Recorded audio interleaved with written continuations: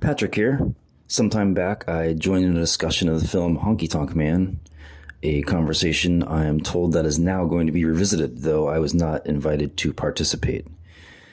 I will assume this means it is agreed that I got it right the first time, and the bulk of this new discussion will be an explanation of how the others are now more in line with my thinking. I look forward to hearing that. It's the honky-tonk, Eastwood. Give me the honky-tonk blues. That's cinema, baby. Spoiler.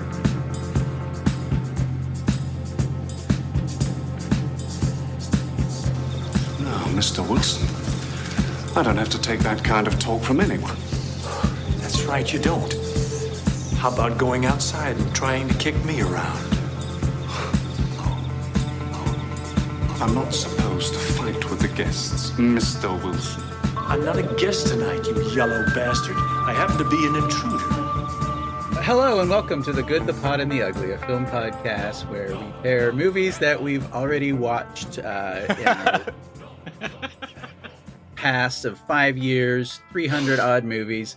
This is our Redux season, and we each, the four of us, picked two movies that we paired for nominal reasons. I am your host, Ken. Nominally, I'm Thomas. I think better than nominally, I'm Ryan, the other co-host. I'm Jack, and I don't think all 300 movies were that odd.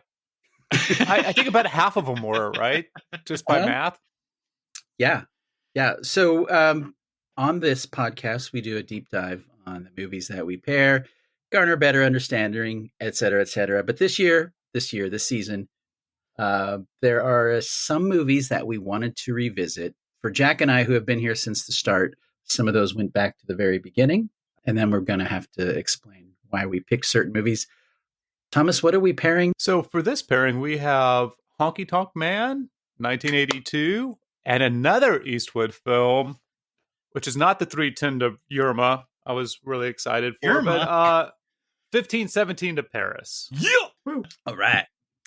Jack picked our first of these two films, which is Honkytonk Man. Did I? You did, yeah. That was one of your picks. You picked Pig and Honkytonk Man. Yeah. Oh, shit. Really? Similar That's why I went vibes, back too. and you listened to the original podcast, so you could talk about that as well. No, wait, You did such comprehensive research both times. I thought I picked High Plains Drifter and Pig. Oh, Didn't someone that else feels pick right, Honky-Tonk? actually. Oh, you know Wait. what? You're right. This is Ryan's second pick. Oh, Ryan! Fuck. Whale and High... Oh, Jack, thank you for throwing up the spreadsheet. Who did their research now, motherfucker? Yeah. Do your research, motherfucker. But I'm glad that you did, because I also wanted to talk about this one. I think besides High Plains Drifter, this would have been my second choice. Yeah, I was, I think I wanted to get something from the Eastwood stuff, because that's what you guys covered first, and it was so comprehensive, obviously, watching every single fucking movie this guy made. And then it is the type of movie where, because it's a little arty and it's got a quiet vibe, I was curious, when you said you were considering it, that made sense to me, because this is a style of movie that I now kind of associate with your taste. Oh, really? Yeah. And I think it's a good idea that we each, in our two movies that we got to select, to go back and go back and review. We all at least picked one Eastwood. Yeah. Yeah. And I wanted the movies that I picked were really, we'll explain 15, 17 to Paris next week. But there are movies that I remember for various reasons, and I wanted, like, Ryan and Thomas to talk about 15, 17 to Paris. And then for my other one, Ryan, hopefully to be on my side for White Hunter Black Heart. But this week, we all came here to listen to the Honkytonk Man. So, Ryan, why? I chose this, like I said, because I had listened to the episode previously, and if I remember correctly, Jack was kind of lukewarm on it, but it was early in the Eastwood run, and from listening to the show and then participating, it seems like Jack's taste has kind of evolved in a direction where this might be more up his alley now. It's also an Eastwood I've never seen, and I really like him as a director and an actor. I've never really been attached to the action-y stuff, so getting deeper into Eastwood by seeing all of his non-action pictures seems worthwhile. And then I love, over the past few years, I've come to really love country music, and in particular, the 30s through the early 60s is just a wild and interesting time in that genre. And since this movie it takes on that period in kind of a sideways fashion, it seemed like it'd be fun to watch. Yeah. Cool. Yeah, I could almost totally agree with you, except for this was this was the very end of them recording the Eastwoods, and you could definitely tell that on the podcast because they were like, you know what? It wasn't as bad as the ape movies. Well, and to that end, Thomas, as a little bit of a mea culpa, particularly for putting Jack on blast earlier, I had assumed this was Jack's movie today, so I listened to the Honkytonk episode several months ago, but I did not do my preparation to guide this conversation as the person who selected this one. Well, I listened to it, and I learned that the Honkytonk Man is not about the professional wrestler. The Honkytonk Man.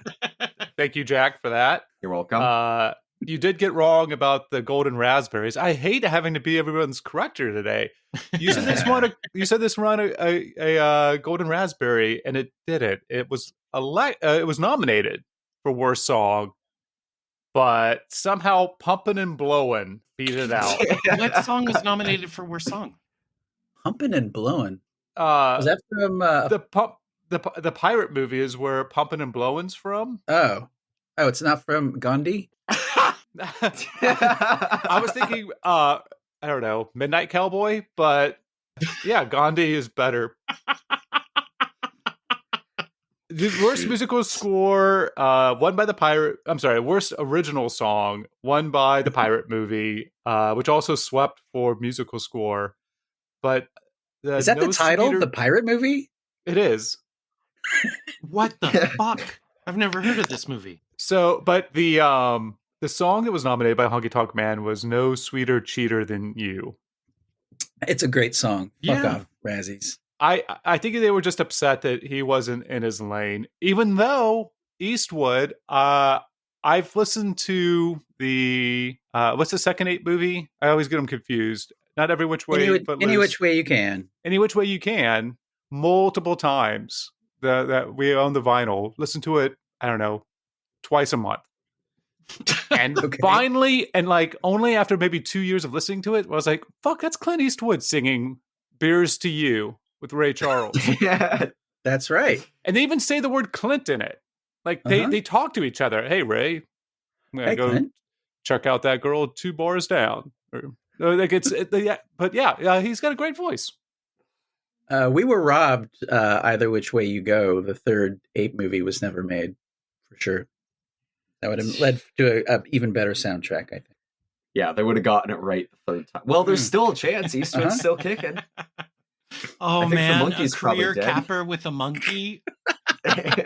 They're apes. Orangutans are apes. Maybe he gets rewarded with a menage a trois with 2 younger ladies at the end of it, a la the Mule. But just to see Clint do action, I would love it if he directed himself in some hardcore action at this point. I want him to punch right down the barrel of the camera one more time. Yeah, exactly. I want Robbie Williams to play the ape in the third one, and then you could have a really great soundtrack. Wow. Well, Good idea. Great idea. I agree with half your statement.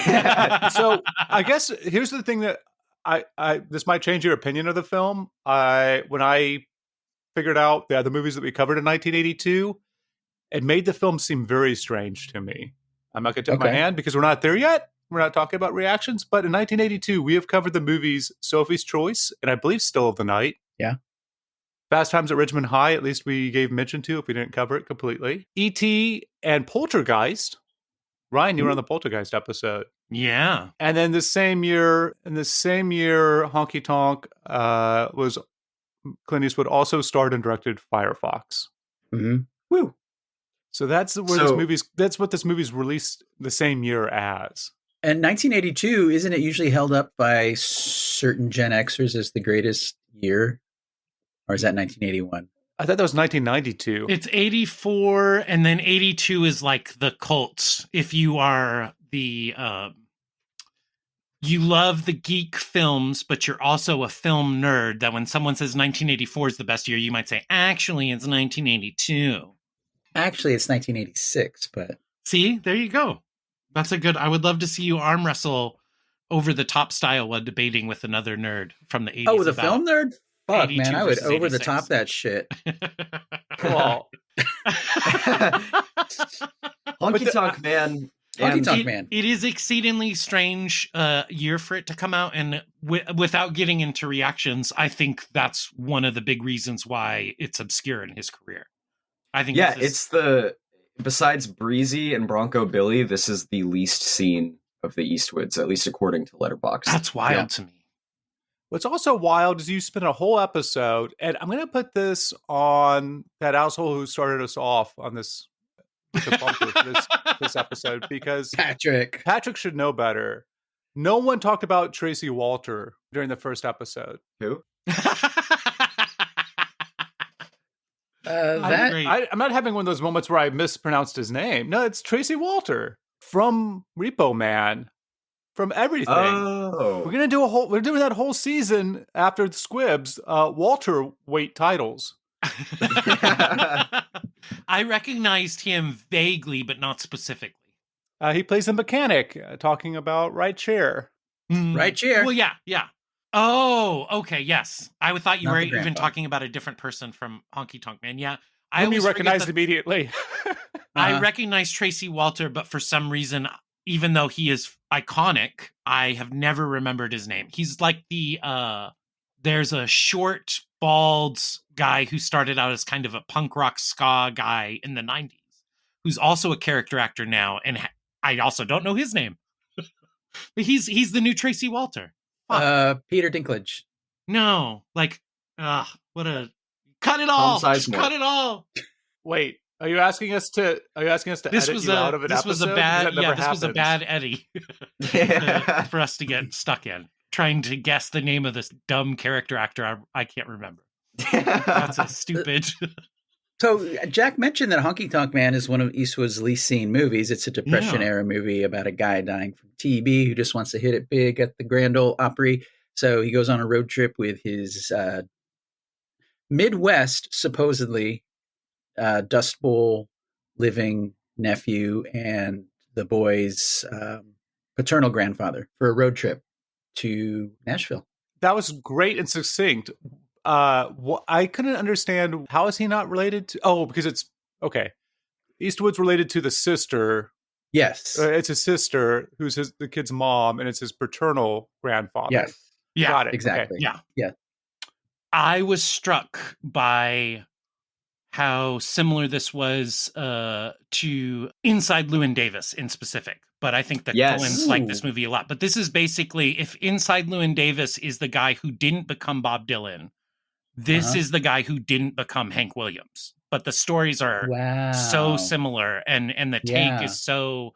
And when I kind of lucked into seeing it that way, because I actually thought this was a Hank Williams biopic, all but in name, when I was walking into it. So when I think it wasn't before that, I originally saw it, I thought that too. yeah.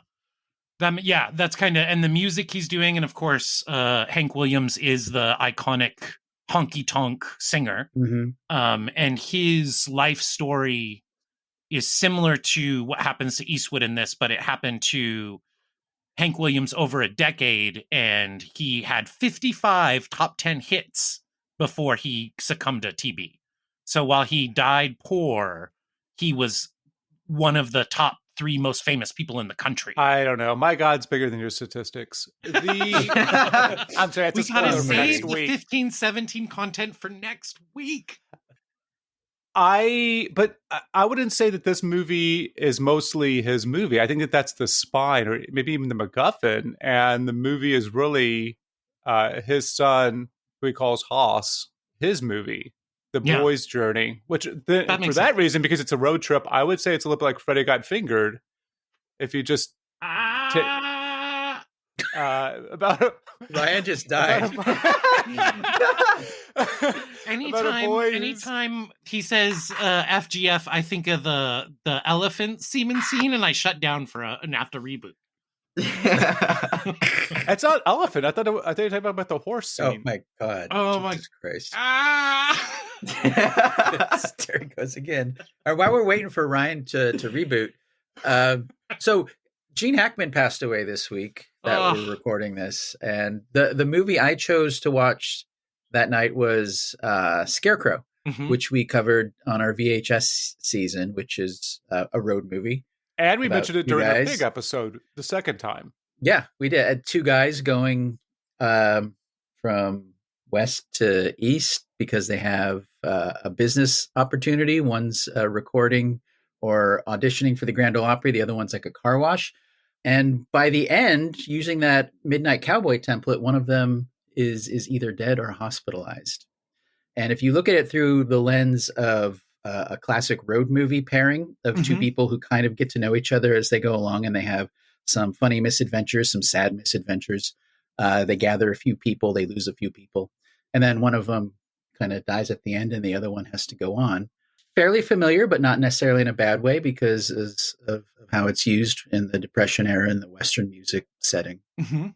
That was my thought. Anyway, Scarecrow is great. If you haven't seen it, And just to build off of what you're saying and to further the Hackman stuff, it's also a road movie a little bit, I thought, in the vein of Bonnie and Clyde. And then Altman has a takeoff on Bonnie and Clyde called Thieves Like Us. Thieves Like Us, yeah, Um, with Keith Carradine and Shelley Shelley Duvall? Duvall. Yeah. And Hackman's in Bonnie and Clyde, but there's another Yeah. person in Thieves Like Us, basically in the Hackman role. And that is kind of reminiscent in that it's very much just an episodic hangout movie. They're stuck in a single house instead of on the road, but it's Yeah. kind of like they are people who have been on the road and have just stopped for a couple days in that one. So it's got a similar kind of energy in the pacing. Well, I think it's a little bit like Kids because the movie Kids. Because that one dude you find Oh. out has AIDS at the end. Can or we do HIV, AIDS and contracted- Freddie caught fingered pairing for any reason? Maybe for your birthday next year, Thomas. Ooh. I mean, Larry Clark, Bryan Singer. What's going on, Thomas? Oh, Thomas, we can do like a black pill for your birthday next year. We'll just do black pilled, unapologetic, problematic faves. And you can have Singer Month and you can do them all at the, we'll just do. I bet we just can go get them wild. for cheap to just and to talk about their films. Oh, yeah, I don't we think they're invite doing them much. on. And then by the end of it, per what Ken was saying about Midnight Run, by the end of it, all of us will either be in the hospital or in jail. Possibly dead after this season. Half of us hospitalized, the other half have to bravely move on. Yes. We could probably get Kevin Spacey on in character. Oh, is he Yeah. going to be frank with us? Fuck. That's quality content. It Yeah. really is. I'm glad we're talking about the Honky Tonk Man today. So So is this the first time for Thomas and Ryan? Is it the first time for both of you seeing this film? I'll go second. Yes, it is my first. Okay. Yeah, first time watch. Okay. And did you both listen to the original episode? Ryan, you said you listened to it months ago. Yeah, when we initially started talking about what this season would look like, I listened to a bunch of the Eastwood run. And then I unfortunately did not do my homework this time.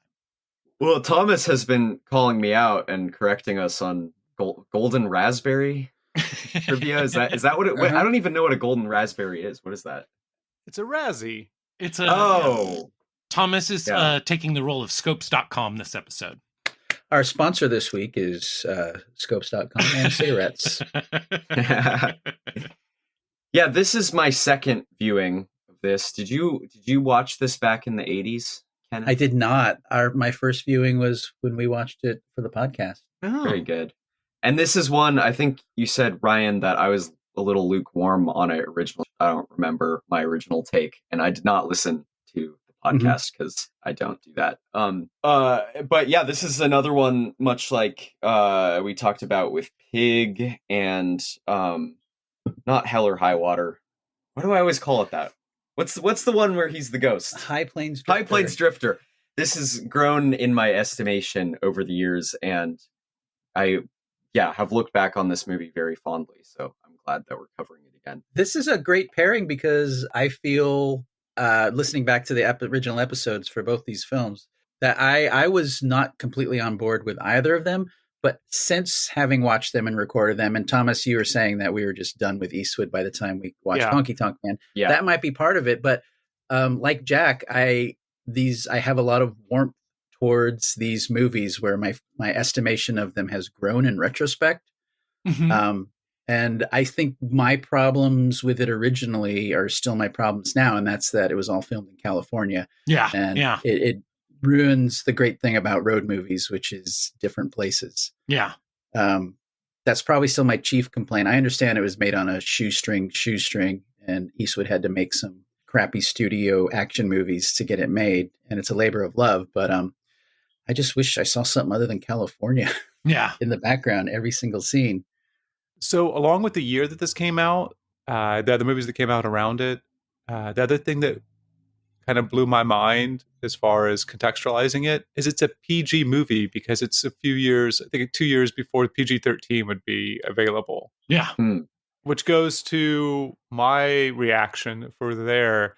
I think that this is a great movie for not, I don't know what I'm saying. This is a great kid movie, but it's not a great movie for kids. Yeah. Mm-hmm. Like if you're a kid and you're watching this, you see another kid driving, breaking somebody out of jail, writing a hit song, going to a Getting real laid? ward house and getting laid. This, I guess, as a parent, this would be like my ideal of if the ratings matched my values as a parent, this would be the ideal PG-13 movie. I think it's just weird and hinky enough to be surprising to a kid. It's got some things that are a little bit troublesome or offensive, which I think is important to expose children to because that's what the real world is like. But it's not too far. It's not too pervy in any particular direction to make it something I wouldn't want a teenager to see. And I Again. guess let's talk about what a PG-13 rating might mean to us for that. Because to me, a PG-13 movie means if you're younger than 13, it's going to be pretty dope.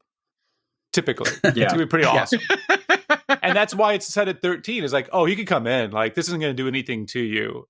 But if you're younger than 13, that's when you usually want to watch a PG-13 movie for reasons that it's PG-13. From like this might I don't think this is the direction that you might intend this conversation to go. For me, the PG-13 movie is like the beginning of the end for quality cinema coming out of Hollywood, the invention of it.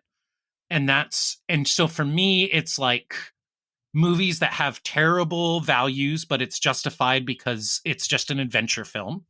And it gets people used to the idea that movies should have the level of excitement as a video game and zero stakes. Like no PG-13 movie has stakes.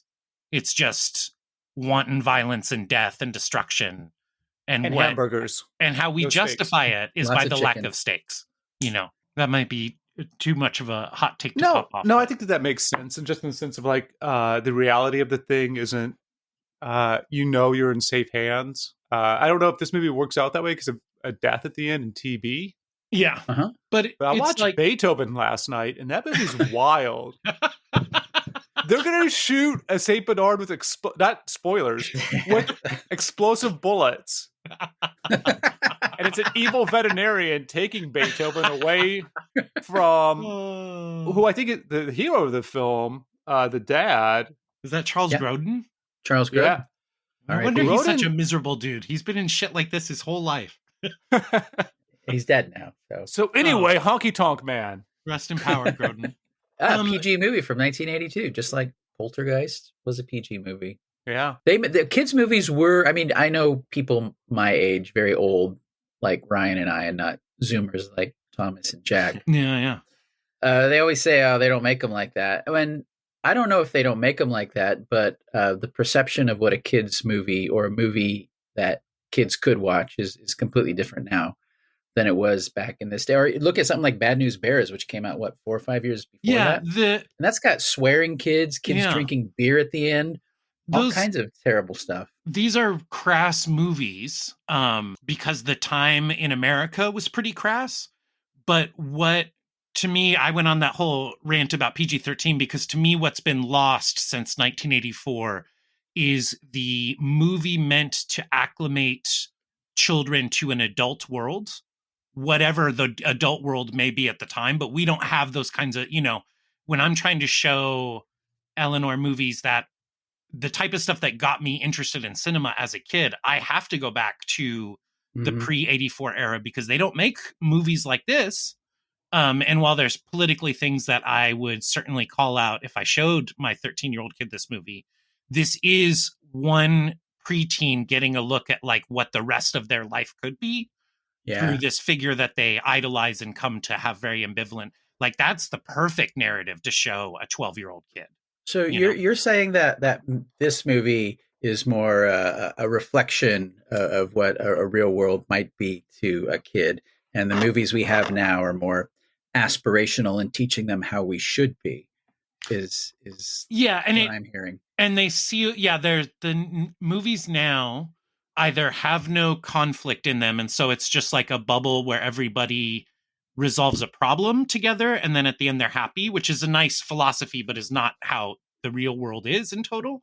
And then it's these movies that exist in pure fantasy, like Marvel, where it's all explosions and violence that has no side effects or real world associations. So it's not teaching. I'm not necessarily saying that those movies are harmful to show a teenager, but they have no they're junk food, and this is a movie that, like, whether it succeeds or not, to your point about it really being about the kid, I think part of it is intended and maybe recalls Eastwood experience growing up in this time, like learning a little bit about what the real world is like. And when I talk to my kid about her understanding of the world, it's the shit I learned by watching stuff like this that she has no idea about, Yeah. Okay. So thank you for coming to my TED Talk. I'm going to have to Snopes it for a moment. Uh-huh. Bad News Bears was made in 2005 by Richard Linklater and stars Bob Thornton. And I couldn't watch it because it's PG-13 and I was too young at the time. Okay, well done.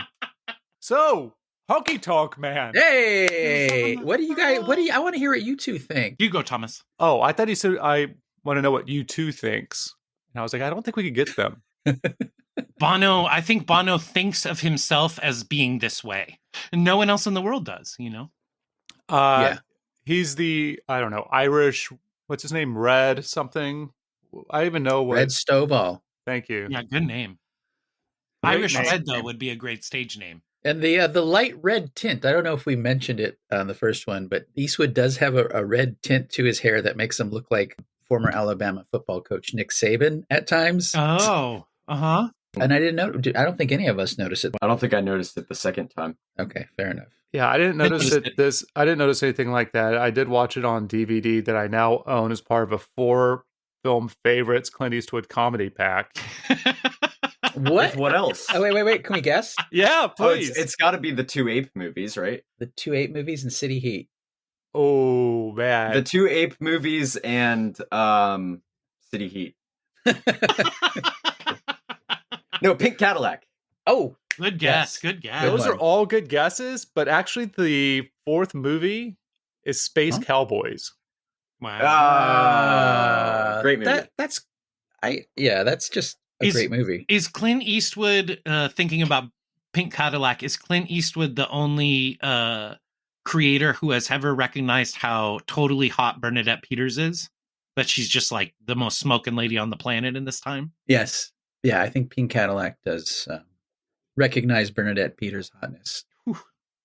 Which is the one where they dress up as like furries to break into like a hotel or something? Is that Quick Change with Bill Murray? Yeah.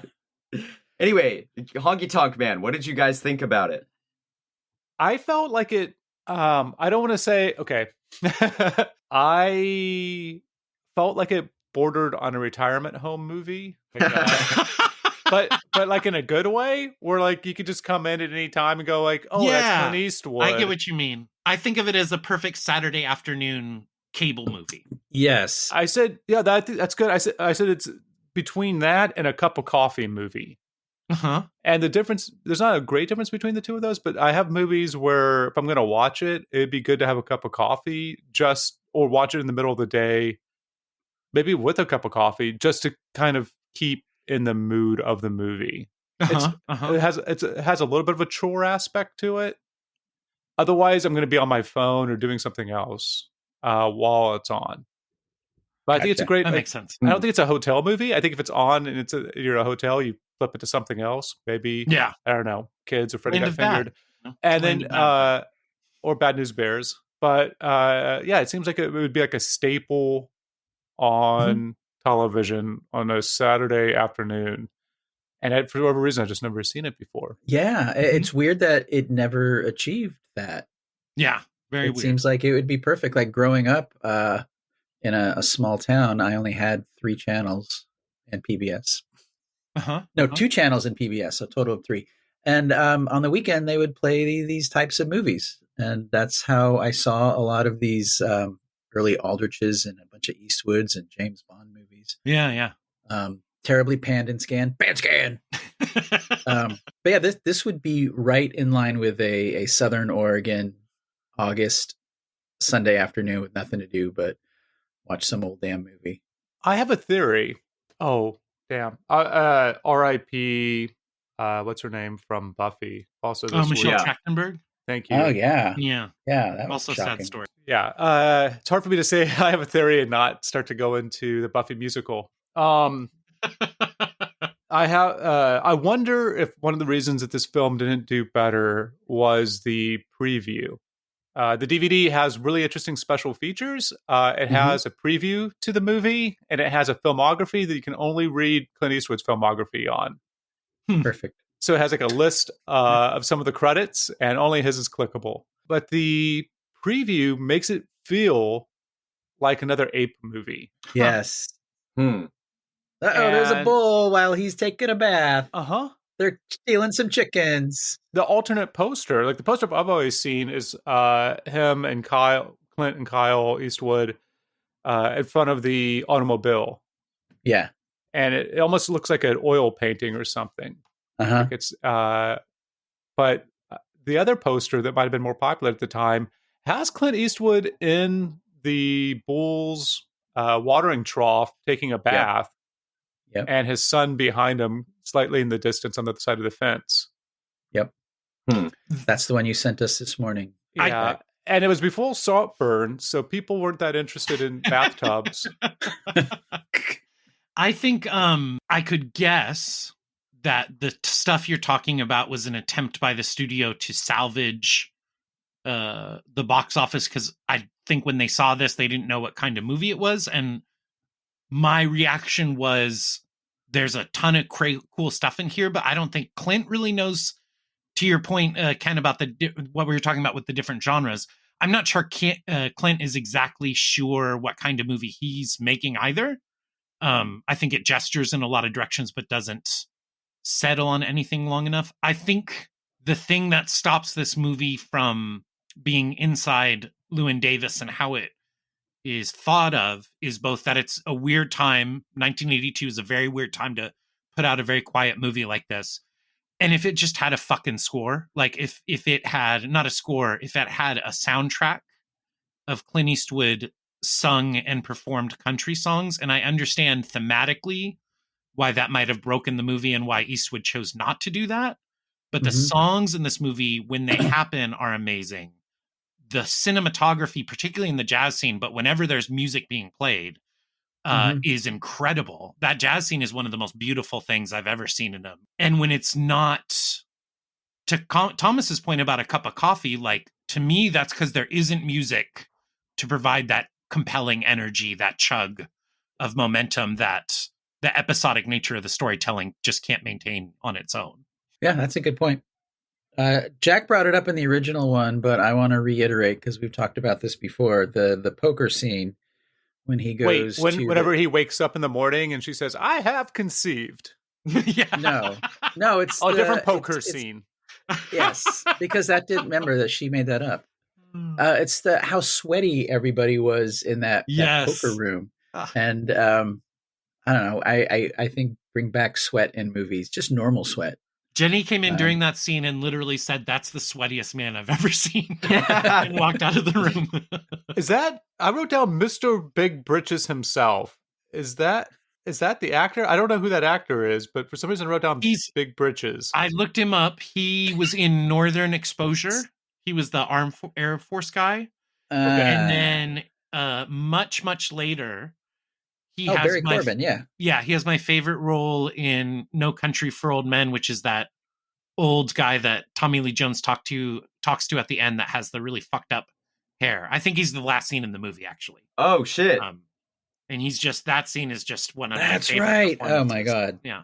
Yeah, that is one of my favorite scenes in Ellis. anything ever. Yeah. We didn't even mention on the first one or the second one that Red Stovall, the character Clint Eastwood played, basically invented the backward hat. I'm sorry. On the first, what you said we didn't talk about on the first one or the second one. What are we talking This about? is the second one. Oh, we haven't talked about it yet.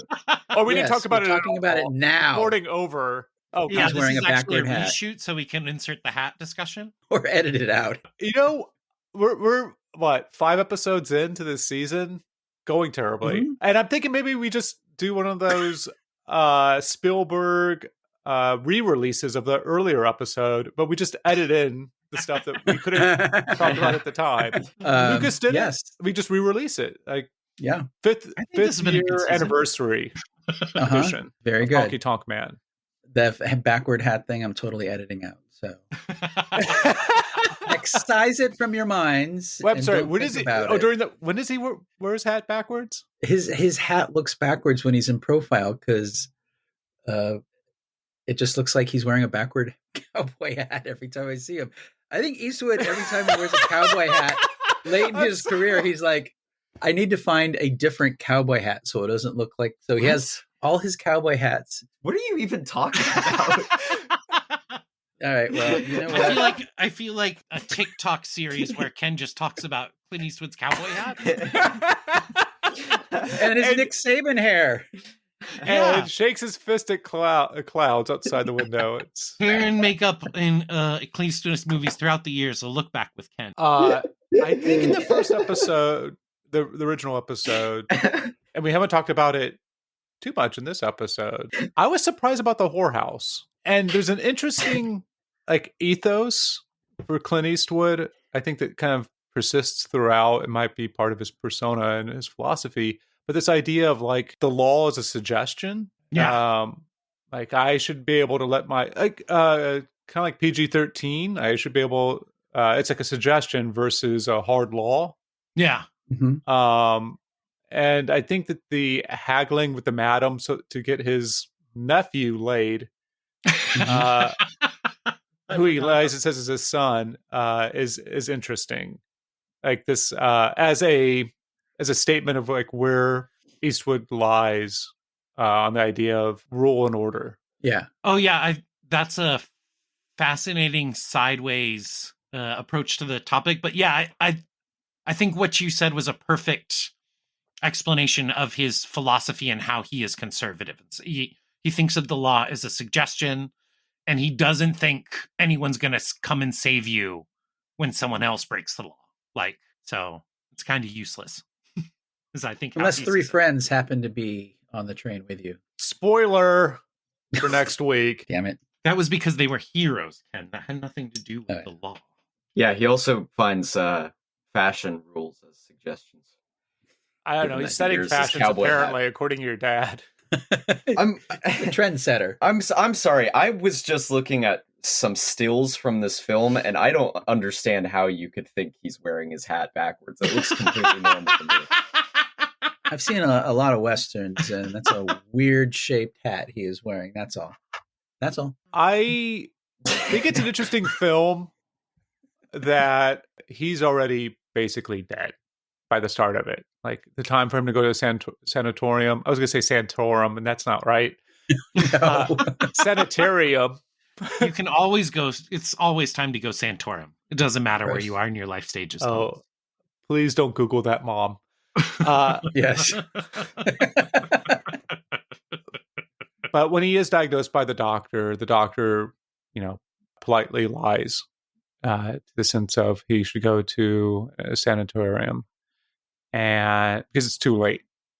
And then when there's the bargaining by his nephew of like, oh, we could send him now. It's like, no, Yeah. basically it was, it's been too late for a while. Yeah. And that's an interesting film that also has a jailbreak by pulling, like a Western, pulling bars off of a window that pulls down a wall and lets out, I don't know, maybe 27 sex offenders? Who knows? I do love that scene, the jailbreak scene. But is part of that kind of ape movie mentality of, cops are, it's like the Burt Reynolds thing of cops are going to be kind of assholes. We're above the law. And we just want to have fun. Good old boys. Gets boss in the hog. original And to your in the point, original podcast, that's the stuff that Patrick bumped up against was the tonal changes within the movie. But to me, this is like a perfect rest home movie. Like when I am thinking that Clint Eastwood's wearing his hat backwards, I'm going to watch this film and have a great time because there's songs and there's scenes that I've kind of seen before and are interesting to see them reenact again, like a jailbreak or being chased by a bull. And there's new stuff like, I'm commenting on maybe the hippie era by having, was it Moonbeam, Moonchild, something, be a tag along, psychic influenced child who's kind of a hitchhiker or a drifter. And I'm commenting on the hippies, even though it's 1982.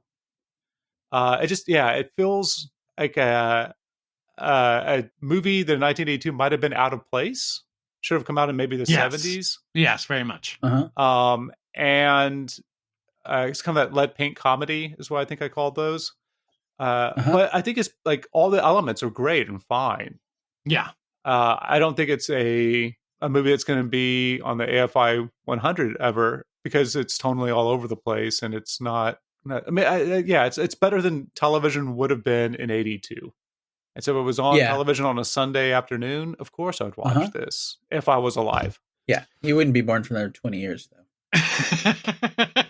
I do think the lack of a score as far as these tonal shifts and the problems that Patrick had with it, and then some of the things that you're saying, Thomas, if you just imagine like something like Once Upon a Time in the West, where it's got like 4 key kind of themes, or like Leone movies are great at this actually across the board.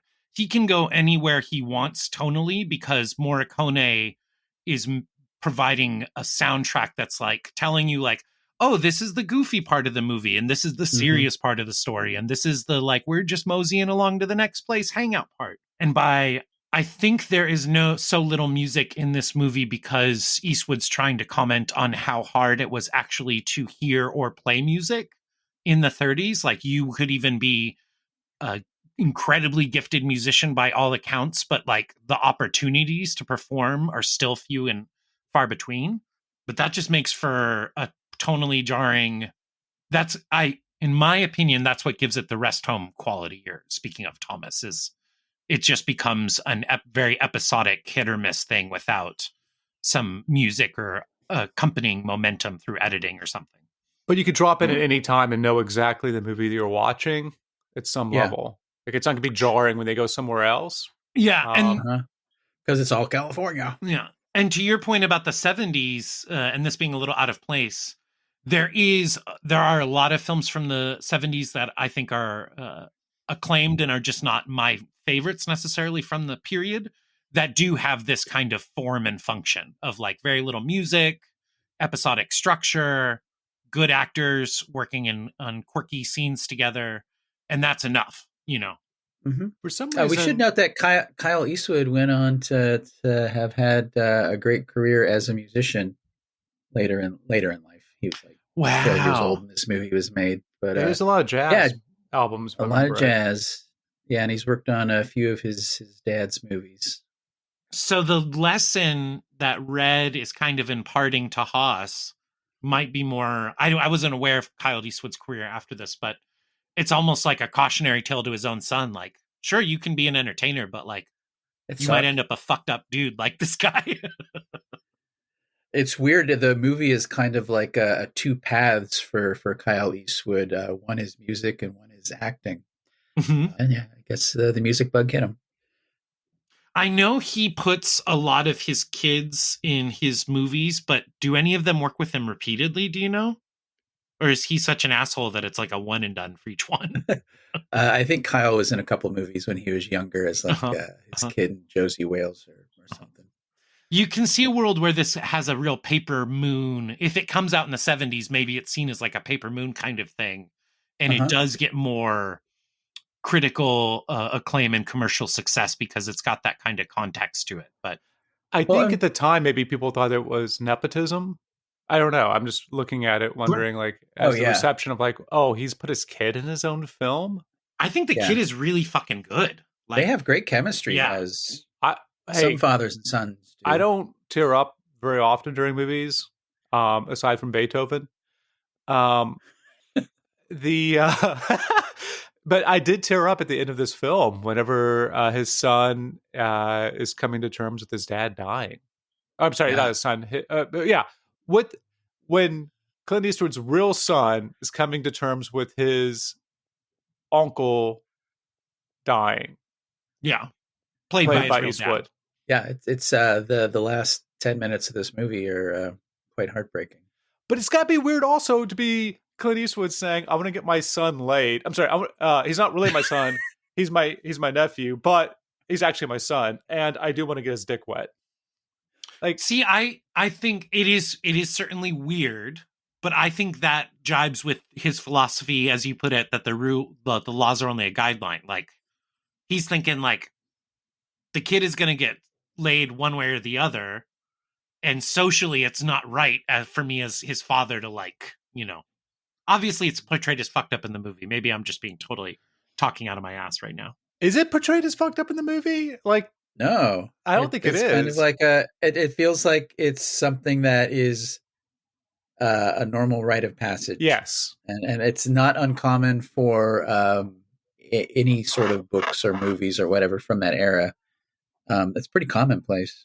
But for his, instead of it being like a brother or an older friend, I guess uncle isn't far removed. So maybe I'm just. But beyond that, and he does say like, I mean, in the context of the script or the movie, he does say like maybe his own dad took him, or he took his brother-in-laws to one.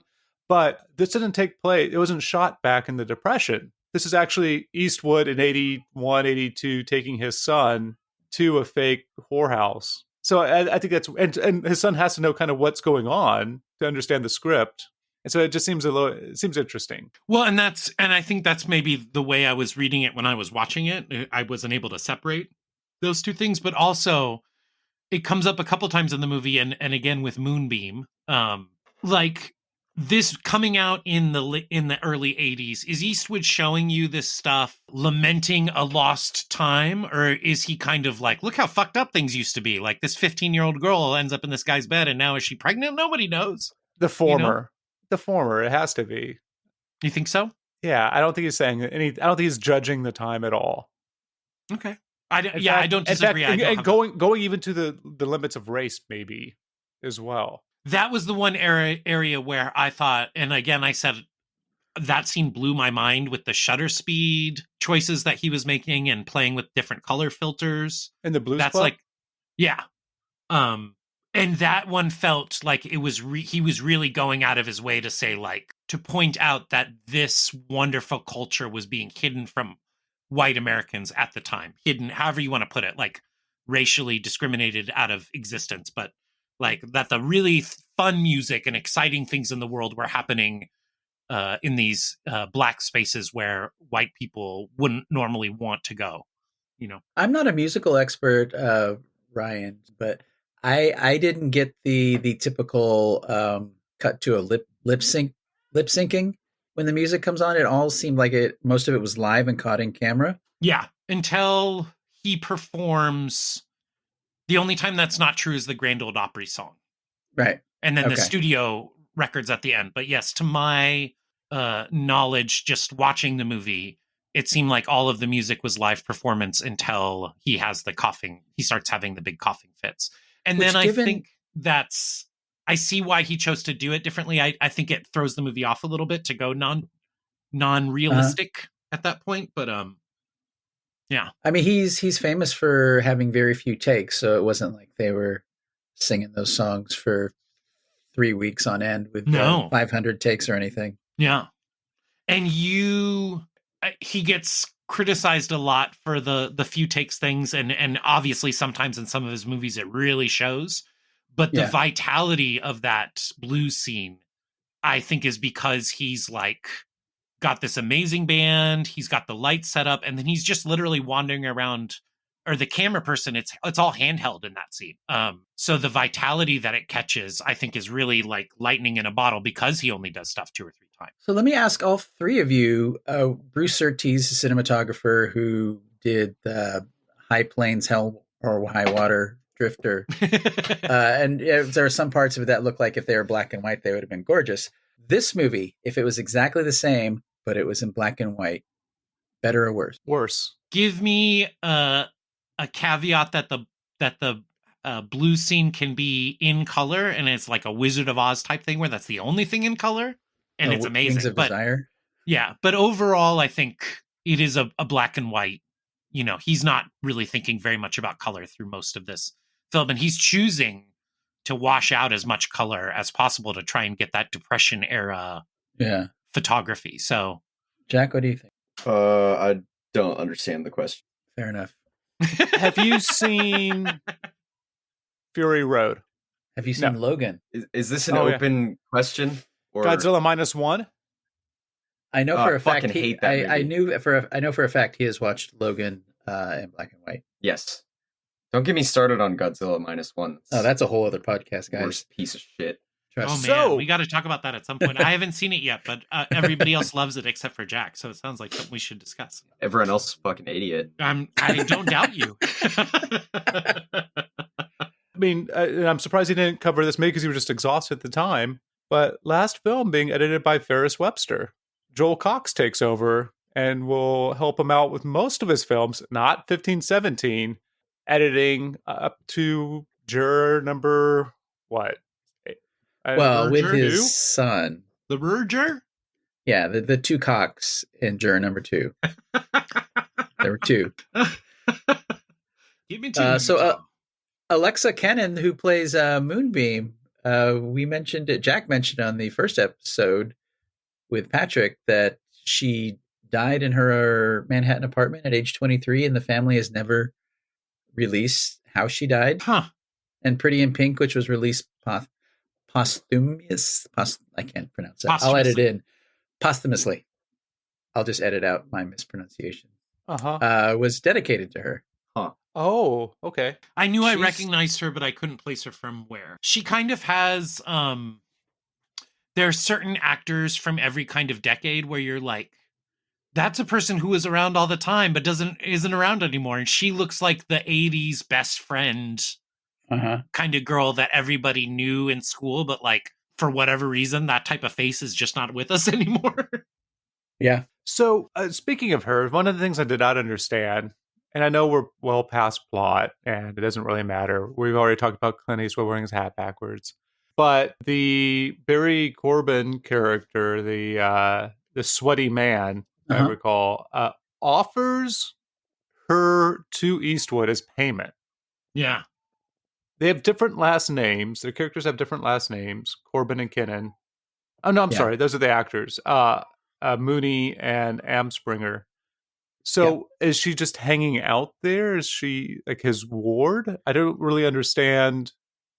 This was very common in the era, actually. To trade women for debt? Or what do you say? For families that can't take care of their children for whatever reason, to either sell, trade, or abandon them. During the Depression, it happened. I don't have statistics, but it's not an irregular thing. And that your statistics. God, my God. And there for there to be like the oppressive, a misogynist valence of like, hey, I'll give you this girl to fuck for $10,000. Like, that's disgusting, but was certainly something that was happening, because there was so little money. So the Clancy Carlile novel that it was based on, he also wrote the script. I'm guessing there was a little more detail about their background. One would assume that didn't make it into the final film. Mm-hmm. That would make sense.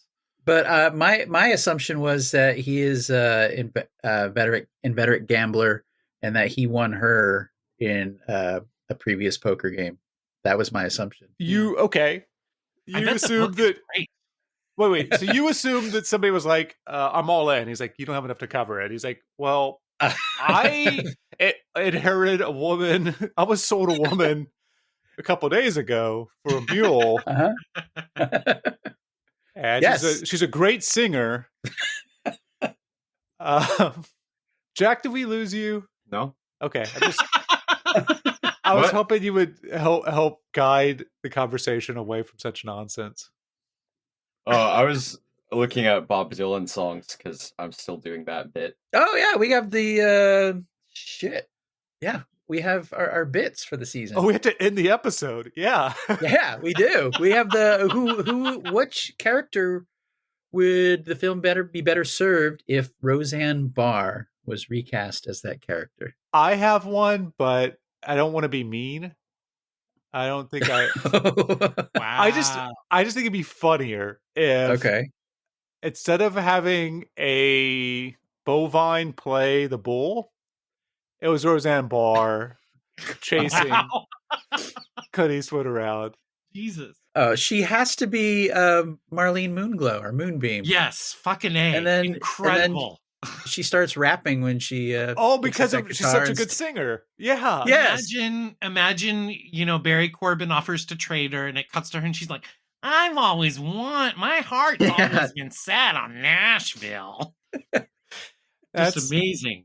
That's pretty remarkable. One of the, speaking of that though, and one thing that I didn't get to call out when we were talking more in depth about the movie, I thought it was a great twist that she sucked as a singer, because there's definitely a more sentimental version of this movie. Yes. Where she is a great singer and the three of them go and become famous Yes. together.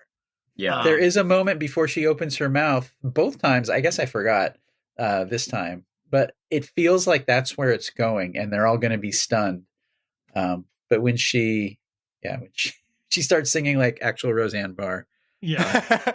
It's pretty remarkable because, Eastwood's character is like, we'll get up on this log and have it be a pedestal, because he is not into it. He knows that she's going to be terrible. He knows that she's not a good singer, or like that's everything. And you're expecting that to be overturned as a viewer, right? As an audience member.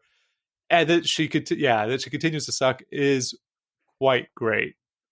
And because it also makes the ending interesting as well, where they bury the car keys, at least, and it's his son and him or his nephew and her taken off, just down the road with that car practically on fire behind them. Graduation style. Or graduate style. Bob Dylan song. Jack, you got one for us? Hit us. I don't know why I keep doing this bit, because I know like 2 Bob Dylan songs, so I never prepare anything beforehand, so when we get to this, I'm always like scrolling through all his albums, like trying to find one. Is there one about stealing chickens? I'm gonna go with One More Cup of Coffee, because Thomas said this is a good cup of coffee movie. Oh, okay. Yeah, that's pretty good. So that's what Bob Dylan song this movie would be if it was a Bob Dylan song. Okay. What about Most Likely to Go Your Way and I'll Go Mine? Yeah. All right. You want to use that one? You want to just re-record it? I don't care. I don't care if I died right now.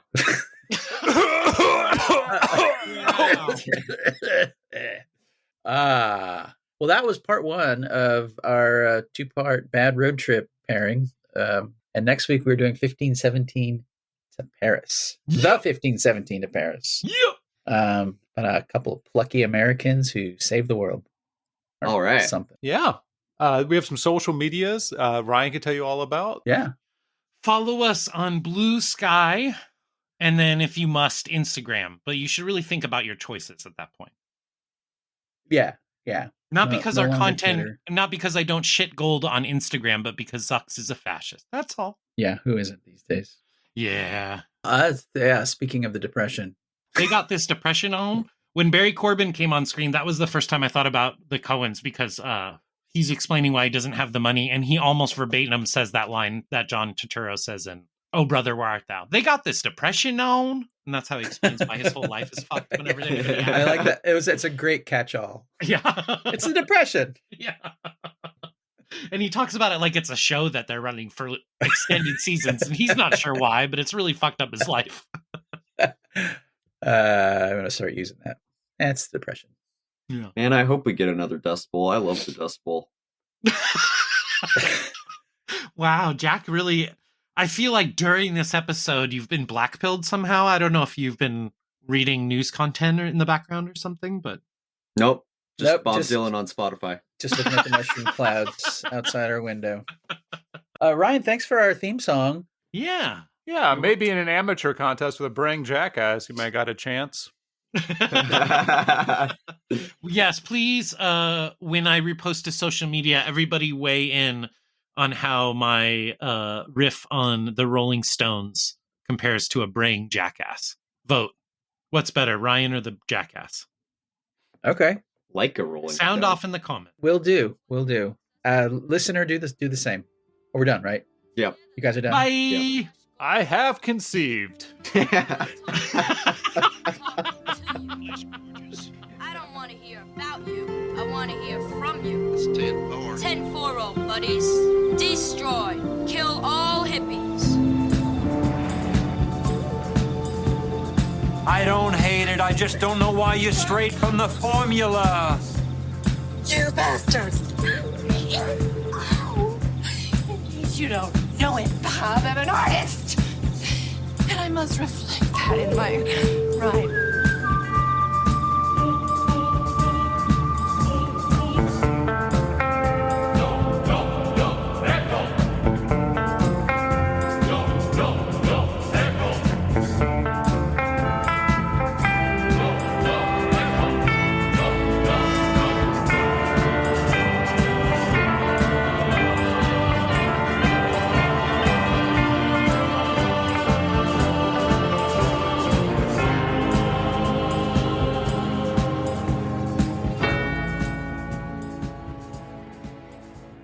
Who did their research now, motherfucker? Ryan just died. And it's an evil veterinarian. Everyone else is a fucking idiot. Actually, it's 1982. Letterbox is spying on you.